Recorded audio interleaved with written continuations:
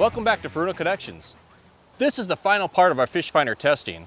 Today we take a look at ACCU-FISH, which is a feature that allows you to see fish size and fish depth. We also take a look at bottom discrimination, which allows you to see the makeup of the seafloor. And finally, we'll take a look at bottom lock and bottom zoom. But first, let's take a look at the new TZ First Mate app. This is a new app that allows you to connect your mobile device to your TZT3 so that you can log your catches. And we're talking about being able to take pictures of your catches or even of special locations and then have that transferred onto your TZT3 display. So let's dive in and finish our fish finder testing.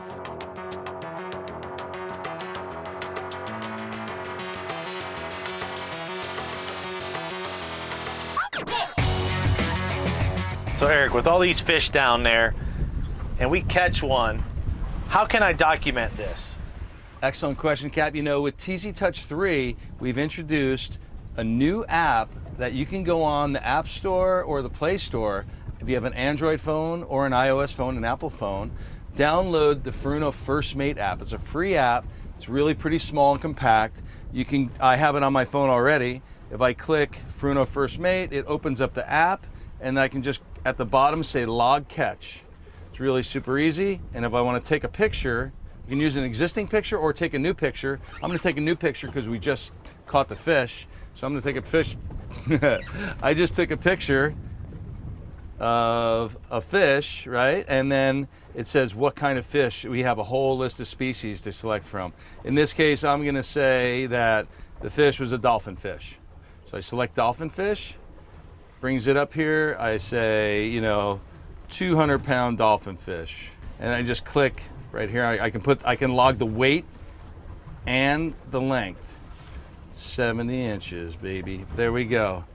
That's a giant dolphin fish, and I just did that, and then automatically that fish will be logged when I go down and select my screen.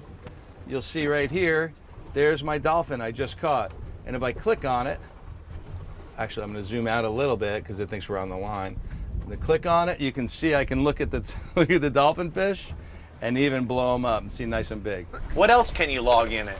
That's a great question, Cap. One of the great things about the First Mate app is it's not just for fishermen. It's also for cruising people or anytime you want to log a photo. So for example, we're down here at a really famous place, the Sombrero Tower right there. I can just turn on my, just run the app and say add photo. And I'm just going to take a picture and it'll automatically geo-reference it. And once I say okay, it'll automatically pop the photo right here. I'm going to say Sombrero Tower and say done.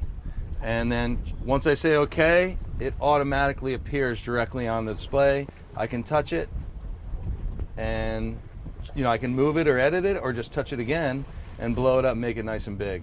That's awesome. Really awesome. Yeah, anything, a beautiful sunset, anything, or just a picture, of the boat or anything you want to take, it's really easy to log and document photos now with TZtouch3. That's great.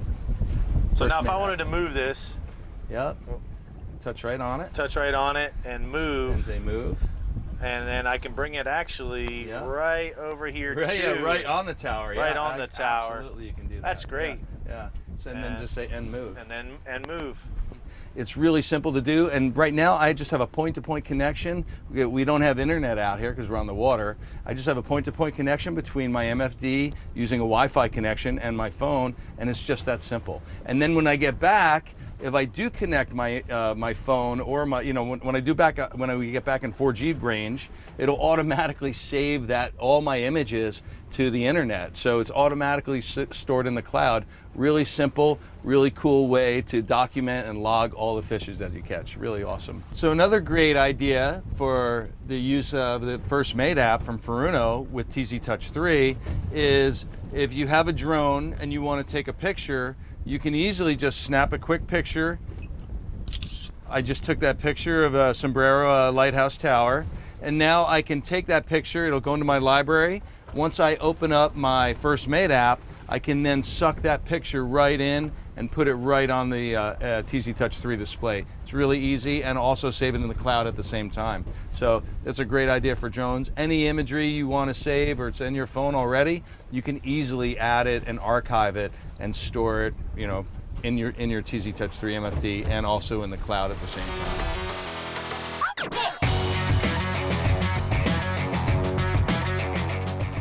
So Eric, we're looking at the True Echo Chirp in the new TZT3 unit. How does the ACCU-FISH feature work? You know, the ACCU-FISH feature is designed to show you the length of the fish that you're over. And the way it works is that the fish itself you have to pass over the fish with both the high frequency beam and the low frequency beam. And in order for that to happen, the transducer has to be designed in a certain way. It needs certain transducers have a narrow beam high frequency and a wide beam low frequency. And when the fish passes through both of those beams, we can do a comparison analysis in how it looks and how it measures against our electronics or our circuitry in both beams, and we can calculate the fish size. So it's actually pretty cool. When the fish passes through both beams, it'll give you a number. If it only hits one beam, it won't give you a number. So that's how you know. If you get a number for ACCU-FISH and it shows up right next to the fish, it'll show it to you in inches. If you're in feet units, for example, or centimeters, if you're in meters for Europe and other parts of the world, you know, it could determine whether you want to drop on certain fish or whether you want to pass those fish and go for larger ones in a different area. Now, how about the bottom discrimination? How does that work? That's another great question. You know, with bottom discrimination, we use the same kind of comparison and signal processing that we do with the ACCU-FISH mode, for example, the ACCU-FISH feature. So with bottom discrimination, again, we're comparing how the bottom returns look at both a narrow and a wide beam, and we can use that information based on our own testing to say, okay, these kinds of returns, when we look at it with the narrow beam, high frequency, and the wide beam, low frequency, we can tell that that's most likely going to be sand, or most likely going to be mud, or rocks, or gravel. So that's the way that we actually process that information, and we'll pop it up in a texture on the bottom of the display that you can easily just look at and automatically identify really quickly. So the texture has different kind of appearances, and when you're over rocks, it looks like rocks. When you're over sand, it looks like sand. Wow. So it's really easy to understand. And you know, crab fishermen, for example, they're looking for like a gravel or a certain kind of bottom where normally crab would habitat, you know, the crab habitat. Yep. Maybe for rockfish, you're looking for rocks. So you may be running along, not knowing what you're over, take a look down and say, holy crap, those are rocks. That's the kind of bottom that I normally catch a certain kind of fish on. Just stop there, drop, and boom.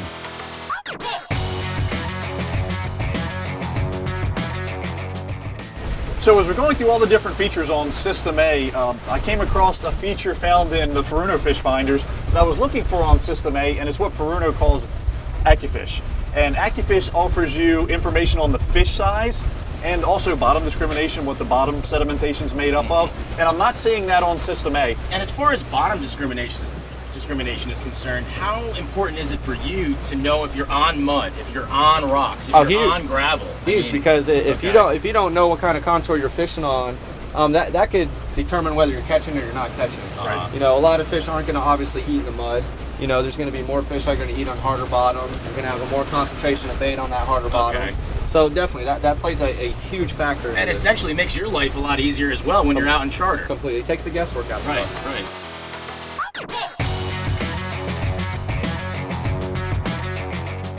If you go into the menu, so we can go down under more options. There is, we could go down to turn the fish ID on, where it'll turn on the little fish symbols and put their ID number and their depth of where they are in the water column.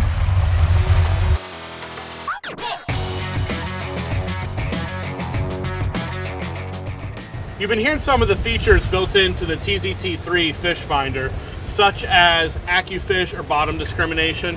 You know, with bottom discrimination, we're able to show you what type of bottom you're over, such as mud, sand, gravel, and then ACCU-FISH is going to allow us to predict the size of the fish that you're marking on your screen. You know, sitting here on System C, you know, unfortunately we don't have those features built into this unit, but what we are able to do is we can see the thickness of our red line, and we should be able to use that to kind of tell us what kind of bottom we're on. It's not going to be as easy as just saying, oh, we're on sand or we're on mud, but the ability is still there, but those features are not going to come with those unit out of the box.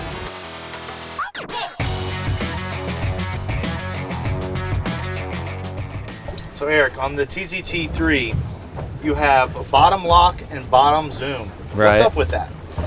All right, so depending on conditions and how you want to see the presentation, you can change from a bottom lock mode, which will basically flatten out the bottom on the left side of the screen. And bottom zoom mode won't flatten out the bottom, but it'll zoom in on the bottom, section that you're interested in, right off the bottom. So it's really easy to change. Okay. If we just touch the screen, select our mode, and go from, for example, right now we're in single frequency. Let's go to bottom lock and watch how that just flattens out the left side of the screen. Both 200 kilohertz presentations in this case, but you'll see that bottom lock will automatically take the bottom and flatten it out. So if we're in rough water, we're rolling right now pretty good, and one of the nice things is that'll take that and just zero that out and tell us exactly how far off the bottom the fish are. So it locks it and gives you a presentation of depth from 0 up to, say, the bottom 30 feet of the, in this case we're in 250 feet. We're looking from 250 to 220 right here. Wow. You can see all those fish targets, all those fish sign. It's a zoom mode in effect. Okay. And if we change it now, if we want to change the presentation a little bit, we can also go to the bottom zoom mode. Easily, a couple keystrokes, really easy to change. That's the nice thing about TZT3 is that the user interface allows you to really customize, and it's a contextual menu, so it's really simple. In this case, you see how the bottom isn't flat anymore, but we're zooming in on the bottom 30 feet rather than having a top-up approach or a bottom-up approach. We're looking at just a section of the bottom zoomed up. That's great. A lot of times on these wrecks, like we're out here in 240 plus feet of water, I bottom fish for those big pink mutton snappers. Right. And you know what? I can actually see these fish better when it's zoomed in. So I know when our clients are dropping down, I can see the fish go from, say, 230 feet, go down to 250 feet and actually eat the bait. Yeah, my boom. clients are definitely impressed.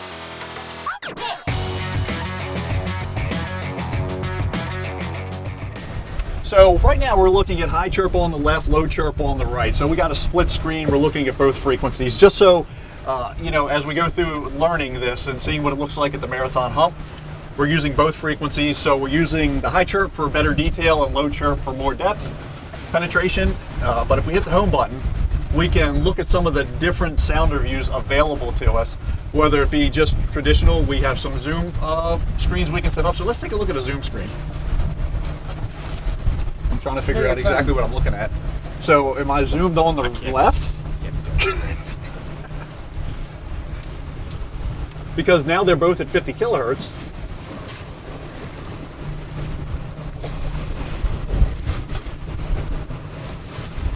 Oh, you know what? Let's do low chirp.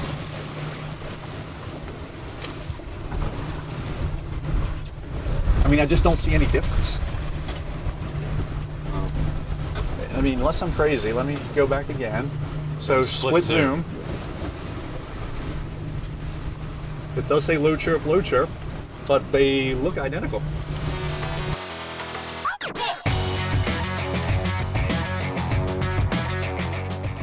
Now let's say we wanted to zoom in on the bottom because we're looking at better bottom targets.